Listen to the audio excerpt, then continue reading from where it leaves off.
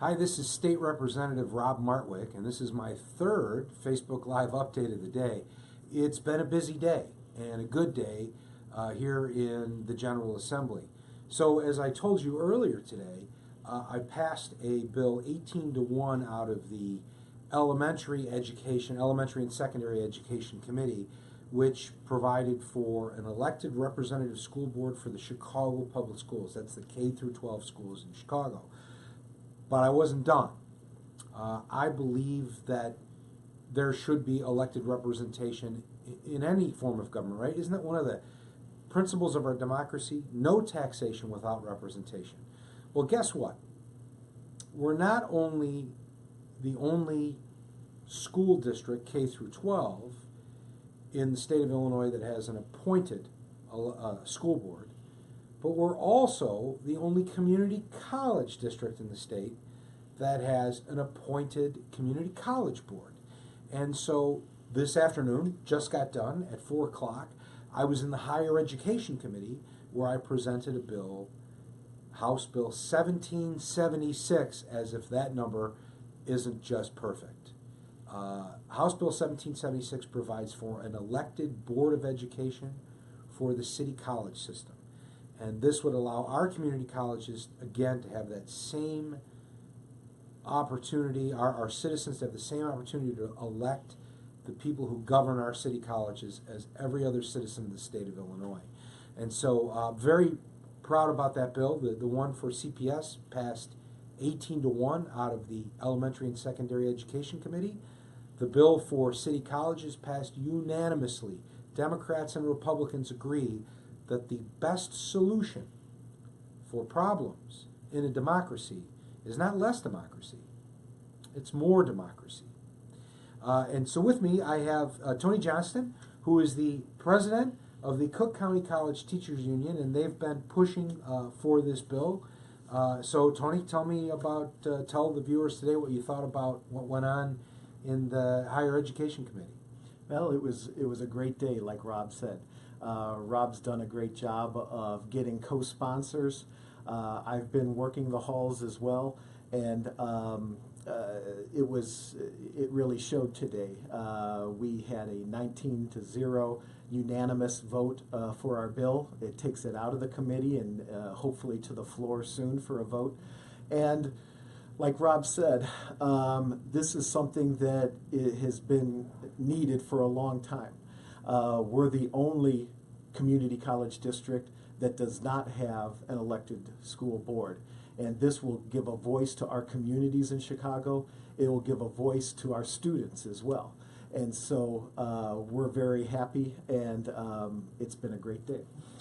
Well, I think it's been a great day too, Tony. You know, one of the things that I get often is that people think that my motive is somehow to attack Mayor Emanuel. And I tell people all the time that there's no truth in that whatsoever. I in fact usually tell people when they think that I really believe that Mayor Emanuel has a great passion for education. That being said, that has nothing to do with what this bill is about. I think that principle of no taxation without representation, if you live in the city of Chicago, I mean, if you live anywhere in the state of Illinois, the vast majority of your hard-earned money that you give to the government is spent on education. It's spent money that goes to K through 12 education, both in your income taxes and your property taxes. There's money in both your income and your property taxes that go to the community college system, to our university system. So there's so much of your tax dollars, the vast majority of every dollar you pay to the government gets spent on education. And to think that the city, the residents of the city of Chicago, the students, the taxpayers of the city of Chicago, shouldn't have the opportunity to weigh in on elections just makes no sense to me. And I truly believe that having that democracy and that dialogue and that accountability will make our school systems better. I believe it to my core, which is why I've been working on these issues for 2 years. Yeah, I agree completely, and I've actually addressed our board basically about this bill, saying this is not against you as individual board members or even as a board. It is about democracy, and I invited them, if and when this bill becomes law, for them to run if they so choose, because that shows their commitment to public education in Chicago. And so you're right, this is not going against Mayor Emanuel per se. This is for a voice for Chicagoans. Yeah, and I often tell people, look, I can't guarantee that performance will be better. I can't guarantee that finances will be better, issues that we have to deal with. But what I guarantee is that you will have a say in that process. You have the opportunity to elect someone to make decisions, and if you don't like the decisions they make, then you can vote them out of office and replace them with someone else. That's the way government's supposed to work in a democracy. And, one of the problems that we had on the CPS level, one of the things that I always use as a shining example was the Barbara Burt Bennett scandal, right? And that's, and what I tell people all the time is, look, before you even talk about that, an elected form of government does not eliminate corruption. God knows we've had many elected officials go to jail on corruption scandals, right? But when that Barbara Burt Bennett contract was proposed before the Chicago Public School Board, she was proposing a $20 million no-bid contract to her former employer. And yet this appointed board, which is really, by all accounts, and I think the same probably holds true of the board that governs the city colleges, these are blue ribbon panel people, right? These are not people that just he randomly picked.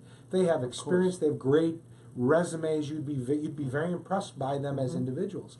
And yet, a no-bid contract to a former employer received no discussion, no debate, and no dissent, not one no vote on a no-bid $20 million contract to a former employer of the superintendent that eventually is going to land her in jail, right? And again, can those things happen in an elected situation? Yes. The difference is that now we have recourse, and I think that's what this sort of thing does. The community college is different. The mayor appointed a chancellor and decided she was going to completely change the mission of community colleges in Chicago, and a lot of people were very disappointed by that. As you mentioned in committee today, we have a change in chancellors. Maybe some of those issues will be addressed, but whatever it is going forward, people should have a way of having their voices heard, and if they're not heard, then going to the ballot box and exercising that right of removing that person and replacing somebody else. Yeah, it's really about having our communities have a voice. As you mentioned, there have been massive changes in the city colleges, consolidating programs in one location that would cause many of our students to travel long distances. We have fought against that, and it looks like we may have changes. We don't know yet, right. But what you say is very correct. They may go ahead and go full force with reinvention with the new chancellor, and we'll still have no recourse unless we get an elected school board. Right. And so, like I said, I'll go back to what I said from the beginning. When you have a problem in government, the solution is not to remove democracy. The solution is to improve the democracy that you have, and I think that's what this does. I'm a big believer in this. I really believe in democratic government. I believe that as much as it's inefficient and sometimes very challenging, ultimately, if you have a true system of democratic elected government, we will ultimately, despite the arguments and the fights, you see what's going on now, we will eventually get to the right place. It's happened throughout the history of our country, and I think it's a great thing that we try to bring this for the city of Chicago. We know that the residents of the city of Chicago want it, and hopefully with a little bit more hard work we'll make it happen. So thanks, Tony. Thanks for coming down and advocating. This is kind of like what I talked about earlier. You come down, you've got an issue. Tony called me up and said, Rob, we saw you working on this elected school board for CPS. They said, how about the city colleges? Can't we have an elected school board too? And that began this path. We started working together, and we had a great result today. We look forward to passage on the floor, and then hopefully send the bill over to the Senate for consideration there as well.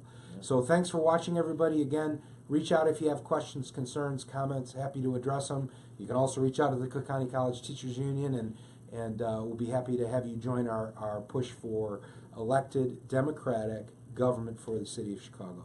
Thanks for watching.